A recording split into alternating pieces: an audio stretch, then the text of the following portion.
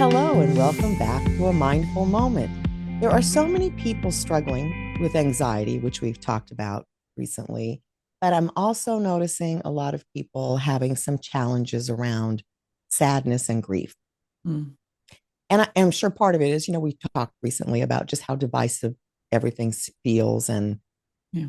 relationships are having ruptures. And there's just, it seems like there's loss happening again. And we haven't really had a lot of it since we sort of got over the hump of the pandemic. So I thought maybe we could touch on that today, um, especially because there's a big difference between sadness and grief. So loss Mm, can prompt either, right? You can feel sad over a loss, or you can have to go through the full process of grief. And there's different tricks. Kind of, I think of them as tricks to get over sadness. You can do things to boost your mood, or talking about feeling sad helps, like just generally talking about it, unlike anger, where when you talk about it, when you vent, it gets worse. Sadness is an emotion that talking about it validates our feelings, and it helps us, feel better. So I was thinking of just like recent events. Maybe your team lost the World Series, that would make it feel sad, right? it's funny you bring that up because I am a diehard Dodger fan, and so obviously I'm thrilled that they won. But I really did feel pretty awful for the Yankees, and not pity. I just really felt like, gosh, they really wanted it, and they left disappointed in their own city, and I actually felt empathy for them, and I was like, well, that's interesting. But that's a perfect example because it can make you feel. I mean, think of the players. I'm sure they're sad, right? So sadness can be from an external. It's usually from an external event. It could come from feeling disappointed. It could come from experiencing like a minor loss. Not a major one, but a minor one. So again, even a sporting event could be a loss. But as hopefully we all know, when you experience something like that, it might last a day or two. It's going to be fairly short before you move on to other things. So basically, sadness, it's an uncomfortable feeling, but because it's based on external events, typically, then we tend to bounce back. I've experienced this quite a few times where a friend moves away, Mm, and you're going to stay in touch with the friend. It's not like you're not friends anymore, but you feel a loss because it's different. When you can't pick up the phone and call and get together for coffee or something. So there's sadness there. It's that kind of a shift in the way you've been living, or a change that where you feel like you're losing something. As you know, I recently, someone that I knew but wasn't very close to anymore, but that I knew passed away. mm, Because I'm not very close to that person, I'm not going through a grieving process, but it felt sad. It was like a sad ending to a chapter or a situation. mhm. So sadness can come from something relatively small, or missing an opportunity, or it could even be significant, but it isn't as intense as grief. The two are very different. And sadness can be a part of grief, right? But the difference between feeling sad and going through grief, grief is a journey, right? And it can take a long time. It doesn't have to. Again, I can't give it a timeline. It's a profound experience that can change and really alter your perspective about life, about, your motivation, your ability to function well, day to day. And mindfulness practices are really, I think, wonderful tools to help kind of guide you through that process. Mm. So, Um, how would you identify if you're in grief or sadness? Would it be that it's just not going away, or that it's something that you just can't seem to scrape out of? so sadness is, one of our regular emotions, and you cognitively know, say for instance, that your team lost a sporting event, or you know Mhm. what I mean? Like you kind of know, well, it's natural to feel sad, but you'll feel better. There's not like a fear that you're never going to feel better if it's Yeah. just regular sadness. I'd say if you stay consistently sad for a couple of weeks, then you might want to check in with your healthcare provider, because it could be depression. Because depression could look a lot like grief.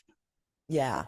But grief is mentally, emotionally, and physiologically painful. Mm. There's a deep sense of profound pain.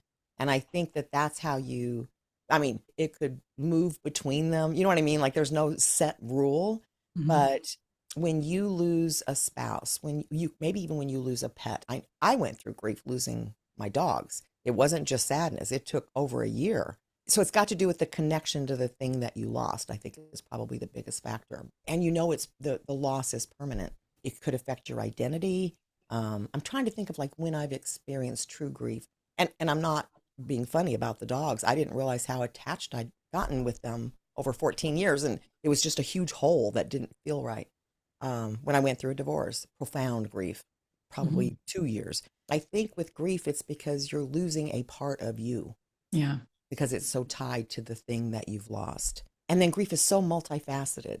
With sadness, you feel sad. You can kind of, at least if it starts out as sadness, again, it could be depression coming on, but in general, sadness is about a thing that has happened and you don't feel good about it. You feel sad about it. Grief can include sadness, anger, frustration, numbness, rage. You know what I mean? It's like a whole range of emotions Mm-hmm. that that includes sort of that feeling of not just loss, but that you have no control. Like something big has happened Yeah. and you're going to go through like every emotion that there is. It's definitely a difficult delineation, right? Like sometimes you don't know, am I, tumbling towards depression, or is this something that's a grieving process? And I think it's important too to, clarify for people that grief is different for everybody. There's no like one size fits all to grief. No, And it could take weeks and it could take years. I mean, there's so many different ways to grieve, and there's actually no right way to grieve. So I think that's really important. Some people, grief may look very different than it does for another person. It's absolutely. just the way that they handle it, the way that their mental capacity can handle those emotions. And I also think going back to the identity factor. So we associate grief with a loss of life, Mm-hmm. typically, right? Someone Yeah. has lost a loved one, they're grieving. But big events, like I said, a divorce, something like that, that affects your identity, is a grieving process. It's not a quick, oh, I'm sad, boo-hoo. Even if you wanted the divorce, it's still a profound life event. Another one is retirement. So Interesting.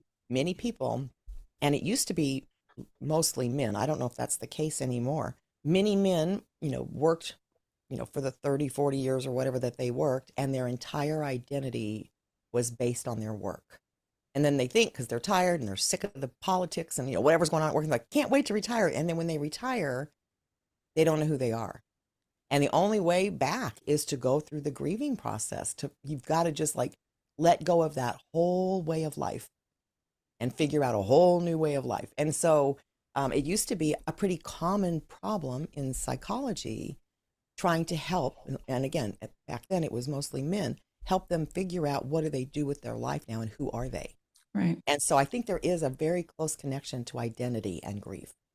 That And does make sense because, like, if you're talking about divorce, you were a married person for this entire time. If you're talking about maybe even losing a parent, you yes, were a child for all this time. So that is a very core part of your identity. So that does make a lot of sense. yeah.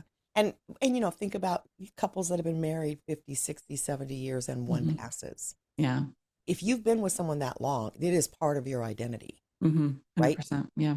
And that's why I think so many then the other person becomes ill fairly quickly after one goes because again, it's just too great of a loss. And the grieving process, because there's no control over your feelings, like, and I think that's probably one of the most frustrating things. I've had people say to me that are grieving, maybe it's been a year longer sometimes, and they'll say, I should be over this by now. Yeah. And it's like, that's not true. There's the 5 stages of grief: denial, anger, bargaining, depression, acceptance. But it's not linear.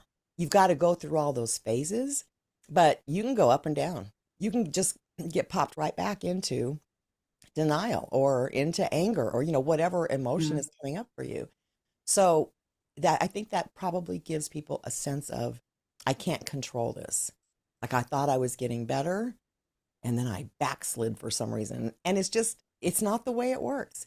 It's very complex. And that is why I think mindfulness can help with this because, well, first of all, one of the, obviously the most important part of mindfulness is self-awareness. Mm-hmm. So if you can be self-aware in a non-judgmental way, there's no judgment. You're just observing, where am I? What's happening? Yeah. And then, the sort of the partnering piece of mindfulness that goes with this is self-compassion. Like, Yeah. okay, I suffered a loss.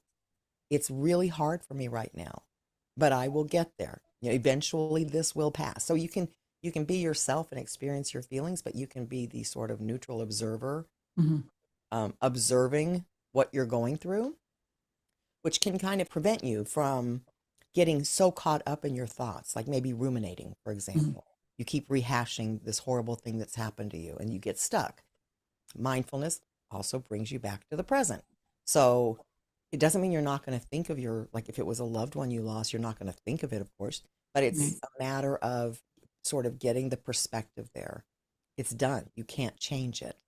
How do you move forward? And you're not going to move straight forward. You're going to move forward a little, fall back, move forward, fall back until you've kind of worked out this massive system of emotions, memories, good times, bad times. You know what I mean? Mm-hmm. It's so much feeling. It's a lot to unpack, right? Yeah, that I think it can be overwhelming. Yeah. How would you say, as someone who isn't going through grief, but you know somebody who is, how would you say you support that person? Because a lot of times, I mean, I know a lot of people that have experienced loss and are grieving. I have personally not really experienced a massive loss in my life. So I haven't really had, I don't think I've really had to grieve much, but it's uncomfortable for people that don't really know what to say. It's like, I don't want to say the standard, like, oh, my thoughts are with you. Well, of course they are. You just feel like, I don't know what to say because I'm going to make it worse, or I'm going to sound like an idiot, or I'm going to sound like I don't really care, but I do. It's difficult for people that are on the outside to support somebody who's going through grief. It is. So first I will say one of the things that people do because they're uncomfortable, and they're uncomfortable because we're not taught what to do. Yeah. No one no one taught us somewhere along the line, here's what you do to support a person who's grieving. But you're watching a person in pain that you care about, so you want to do something.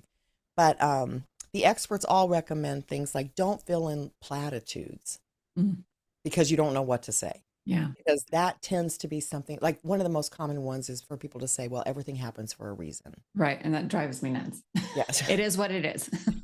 So yeah, and that may be true. I mean, I'm not saying Yeah. that's not true, but it's not the right time to say that to a person Yeah. who's in grief because from their perspective, what you're doing unconsciously, I'm not saying anybody would do it on purpose, but you're invalidating their pain. You're diminishing it. Yeah. Yeah, it's like, well, okay, but everything happens for a reason. So chop chop. Snap out of it. Yeah, it's like no. And I know they're not saying chop chop, but I'm just saying, so No, you don't but want to do that. Basically, the experts recommend that if you're trying to be supportive of someone, it's absolutely appropriate to say, I'm really so sorry for your loss, right? mm-hmm. Because you are. That's a Yeah. genuine statement. But then don't say any platitudes. Just say something along the lines of, I just want you to know I'm here for you. I want to support you. If you need anything, just tell me.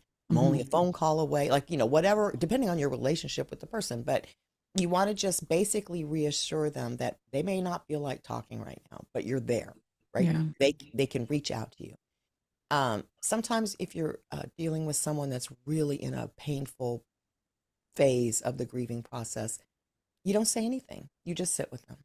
Yeah. They know you're there. If they want to talk, they will. You may think you're not helping, but just your presence, you're holding a space for them. They know, okay, this person cares about me, and maybe they're relieved that you're not talking. They just want to know you're there, but they're not ready. They're not to that place yet. Yeah. I do have a lot of friends that come to me for advice on things, especially with mindfulness. And I have had a lot of friends go through divorce and gone through that grieving process. And it's hard for me at a certain point because, like we say, don't keep rehashing the anger because the more and more you rehash anger, it's just making you more angry. And like you said earlier in this podcast, it's like with sadness, that's not the case. What is it with grief? Because it almost feels like if they continue to just keep saying it and saying it, saying it and crying and crying and crying and crying, they're making themselves more worked up. And that's the point where I start to get like, oh gosh, what do I say now? Like, do I just let them keep going and going and going and it's just making it worse? Or do I try to, calm them down? And it's like, I probably should not calm them down. I should probably let them continue to just get it all out of their system. But at some point, I get to that uncomfortable feeling of like, this is too much. Yeah. Again, you're watching somebody really suffering. Yeah. It's very interesting because one of the challenges with grief is it's very isolating. Mm. You're in a massive amount of pain. And even if cognitively you're like, oh, all these people care about me, you really can't believe that anyone else can understand just how much pain you're in, Yeah. right? When a person's ready to talk or to cry or to let it out, I would say as long as they're not hurting themselves or anyone else, let them get it out. I mean, if you think in terms of severe sadness, Mm-hmm. sometimes you just need to cry and cry and cry, and then you feel better, right? You just Yeah. it's almost like a physical release. Mm-hmm. But the other thing is because you think no one can understand how much pain you're in, you're isolating yourself. So if there is someone you can talk to and let it out in front of, even if you're not having a conversation, it's a connection. Yeah. You know you're not alone. That person is there.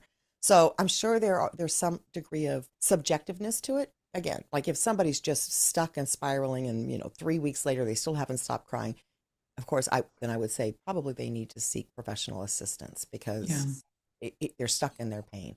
But in general, most people have a bad day or a bad episode, then they have a little bit better day, then they have a worse day. So it's just kind of like a roller coaster all over the place. This is where mindfulness can come in to help because if you're self-aware and you're being self-compassionate, then as you're going through whatever you're going through, you're better able to gauge, okay, I just need to really cry for the next 5 hours and I'm going to, you know what I mean? Like, it's like Yeah. that feels like what I need versus, no, I am making myself feel worse. So, and a lot of it has to do with the thoughts you're having while you're upset. Mm. Like if you've lost a significant other, if your thoughts are just spiraling with, now I'll never be loved again, I'll never find anybody else, I don't want anybody else, I'm going to be lonely. Like if it's just Mm-hmm. constant sort of negative reflections, then I don't think that that's helping you. I mean, this is where it gets tricky because if You that's can't what, read their thoughts. You don't know if right, that's, yeah. right. Yeah. And so you don't want to do something that would make them feel like you're judging them or telling them their Right. emotions aren't valid. Right. So I would say, but what you could do is if somebody is really stuck in a spiral is to ask, have you considered, talking to a therapist or, do you have another family member that you think could help soothe you, like something like that, so that Mm-hmm. it's not judgmental in any way. Because every feeling you have is valid. It's a perfectly natural response to a major loss. Yeah. Most people I feel are naturally fixers. They see somebody in pain and they want to fix Yes. it. I got to fix it. I got to make you feel better. And Yeah. I think Yeah. that that's something that is an independent process. It's not really, yes, Yes. support is important, but that the whole grief process in itself is independent. So, Yeah. yeah, And it's a hard concept, but grief isn't something you need to fix. yeah, It's something that the person needs to go through yeah. in order to be healthy, right? They've got to go through the process. Well, let's see. So, in addition to self compassion, I mean, I think that that's so important when you're going through something like this. It's important not to suppress your grief. So, you Mm, could have the opposite of what you're talking about. Someone's like, I don't want people to think I'm weak or sad or whatever. So, they just try to tamp in those feelings. Bad idea. It's going to prolong basically your healing process well, and because you do. it's also going to seep out in other ways. So if you're Yeah. suppressing your grief, that's going to show up as Yeah. other unhealthy emotions in other situations because you haven't dealt with the pain. Yeah, absolutely. Mm-hmm. All of the contemplative practices are beneficial when you're going through this, but I think one of the most effective is journaling. Mm. Instead of letting those thoughts just keep rumbling around in your head, start a journal, writing down how you feel, what thoughts are coming up. In a journal, you can also write down feelings that maybe you're ashamed of having. And once you see it on paper, you start to recognize there's no shame in it. Maybe Yeah. that relationship wasn't perfect, and for some reason, your brain is going to the worst episodes or something. You know what I mean? And it's like, and then you feel bad, like you're being disrespectful to the person who's passed away. And it's like, nope. Journaling is a great way to get it out of your brain onto paper, and it helps slow down that rumination and that judgment that's going on inside of you. Yeah. An interesting one, which is, again, can be mindful, is routine. And this is true even if you're sad, but picture your life has just blown up due to a loss. And Mm. so now even your routine is probably blown, right? You don't get up in the Yeah. morning and eat breakfast with someone or, whatever it is. So, one thing that you can do to help yourself through the grieving process is create your routine now and stick with it. And that's going to prevent you from spending all day in bed, from, not talking to people, so you don't have to do anything big, but like, maybe every morning you take a walk around the block. Every morning you eat breakfast or have tea or, whatever the rituals are, but just set up a routine. And no matter how bad you're feeling, at least follow the routine. And so Yeah. maybe at the beginning you leave yourself 4 hours after breakfast to do nothing so that if you're a mess, you can be a mess. But if you've Yeah. got something to do, you do your thing. Check in with yourself. Would you feel better if you did something in honor of that person? Hmm. Because that can become a way to express, your positive or loving feelings about the person. And it doesn't have to be anything bigger. It could be, planting seeds of something, or it doesn't have to be like a big memorial, but just something where you feel like you're doing something to honor them. Yeah. Um, that's what's her name? Presley's daughter. Oh, Lisa Keo, Marie. no, Lisa Marie's daughter. Oh, Keo Riley or something like that. Her uh-huh. last name's Yeah. Riley. Yeah. That's why she finished writing her mother's book. Oh. Is her mom was struggling with it and asked her if she could help her, and then she passed away before she could finish. So she felt like Mm. that was a way to honor her mother. So Oh, that's beautiful. Yeah. any kind Hmm. of tribute or memorial, I think, if you feel like it. But again, if you don't, there's no reason to feel guilt about it. Maybe that's not your thing. You don't want to do that. Self-care becomes critical Oh, yeah. because, what happens when you're in deep grief or even sadness sometimes, but is nutrition goes out the door. Hmm. You either want comforting foods, only comforting foods, or you don't want to eat at all. Yeah. Right? So self-care would help guide you through. I have to eat. I need nutrition because my body's under stress from all of this grief. I need to go for a walk and get outside. Maybe I need to sit in a bubble bath for an hour and turn off my phones, like whatever self-care is for you. But it's really important, again, to practice it. And I would say, especially if you're in a difficult phase of grief, build it into the routine you're creating Mm. so Yeah. that you need sleep. Very difficult to sleep when you're going through grief a lot of times. But then what happens if you're not eating well, you're not sleeping, you're not getting any exercise, you're much more susceptible to becoming ill.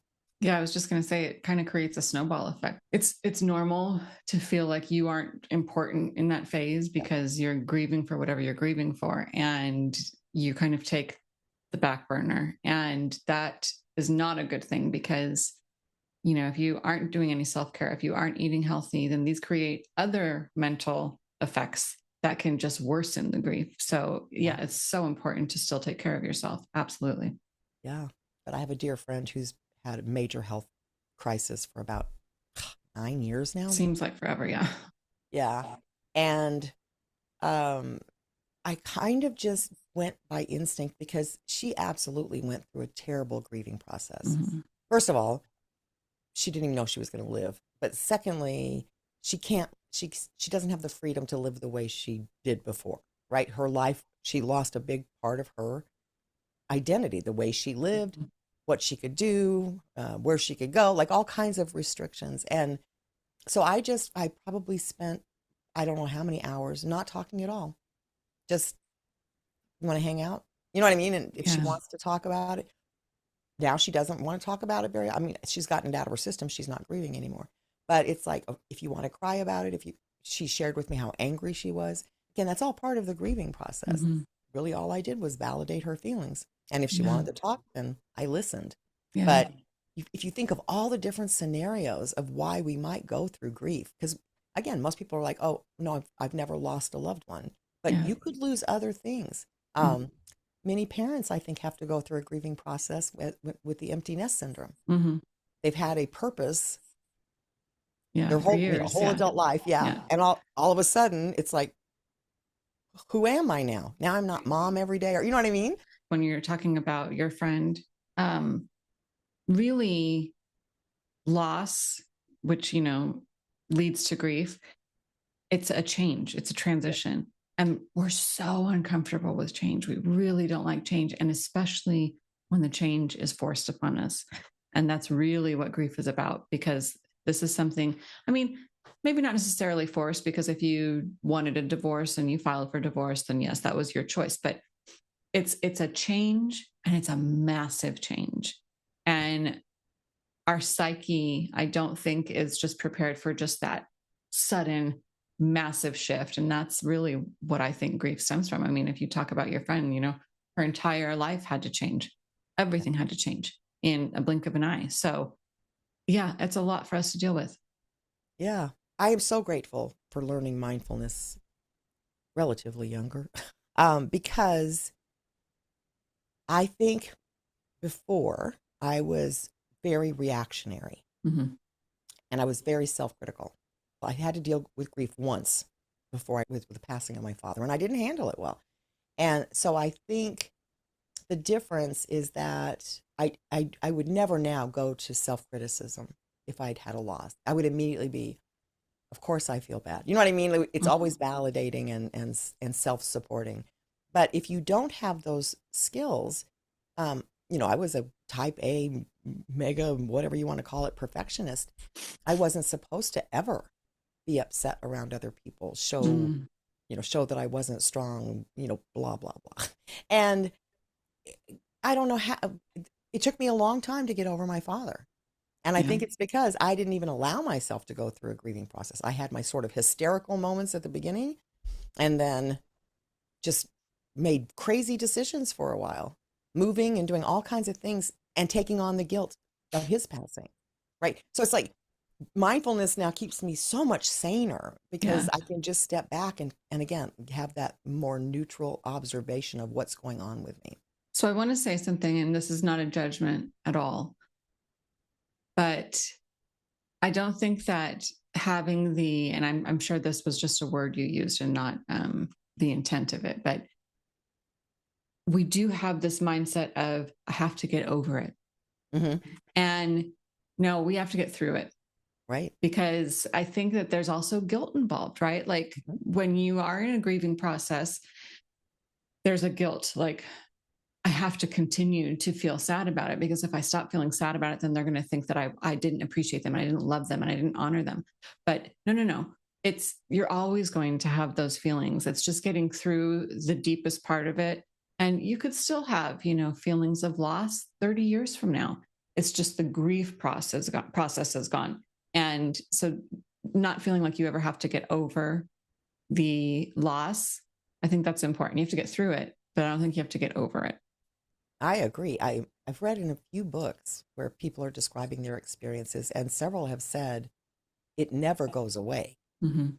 But that doesn't mean that you're always in those phases where it's so Yeah. disruptive to your Yeah. life. But in reality, if it's a major loss, it may never go away. If you think of people from war-torn countries, Oh. their loss of everything, Mm-hmm. that loss, that feeling of grief, I think the grief turns a lot more into sadness, over the years, but it's Mm-hmm. never gone. But that doesn't mean it has to prevent you from now still living a happy life or a Right. life. Right. But yeah, I agree. Yeah. Yeah. It's hard. I am sorry for anyone going through a major loss, but I hope um, that you will consider turning to mindfulness practices to help you, to support you. And it can also support you if you're not the one grieving. I'm sorry, if you are the one grieving and someone says something inadvertently offensive, they Mm. say, oh, well, everything happens for a reason to you. So, first, I would say, if you're practicing mindfulness, it's easier to find a little bit of grace to give someone even when you are suffering. But secondly, there's nothing wrong with you saying something to let them know that in a gentle way that that's not helpful. Yeah. You I could get, say I mean, something like, accept imperfect support, yeah, because not everyone knows how to support. Right. yeah, yeah. But I think you can say something like, you know what, I'm just not there yet, so that Yeah. they know not to keep saying something Yeah. that's going to, they don't want to hurt you. That's what they're trying to No, do to absolutely support not. you. Yeah. So, but I think again, mindfulness, because it improves your communication so much and your ability to really kind of understand what their intention is, despite what they're saying. Mm-hmm. So, it's okay to say something if you want to say something because you don't want them to repeat something that's going to, make you feel bad. But at the same time, yeah, you're going to get imperfect support too, and focus on the intention behind what you're Hmm. hearing, which is Yeah. love and support for you to get you through a difficult time. Yeah. I know I said it once before. I do want to say this one more time. Don't hesitate to reach out for professional help if you're struggling and suffering. Not even a therapist can get rid of your grief. I mean, you're still going to grieve, but it might be helpful to you to know that you have somebody that you can see regularly or reach out to if you're feeling like you really can't get through the day on your own. So, Yeah. Yeah. And there's tons of tools, and there's lots of places for free resources, and I can stick some of those in the comments for everybody too. we don't know how long it takes for any individual. There's no time limit. If you're in the middle of it, all I can say is take care of yourself first and be compassionate with yourself and just be aware that it is a journey. It's not a feeling like sadness that's, more fleeting. It's profound. And if you're showing you have the courage to go through it. And once you go through it, you will eventually, get there where you're not as miserable maybe as you are right now, but it's something that we can't avoid in life. You've been Mm-hmm. lucky, Melissa, so far, but I know that sooner or later you're going to experience it Oh yeah. because it's part of the human condition. So Yeah. I think the best thing we can do is be mindful and be self forgiving and self loving to help ourselves to just get through it. We will, all of us will, but it doesn't mean it's easy. So be kind to yourself. This podcast is part of the Airwave Media Podcast Network. Visit airwavemedia.com to listen and subscribe to other great shows. Visit our website, amindfulmoment.com, to access podcasts, scripts, and reading recommendations. A Mindful Moment is hosted by Teresa McKee and Melissa Sims. This podcast is produced by Work to Live Productions. Thank you for tuning in.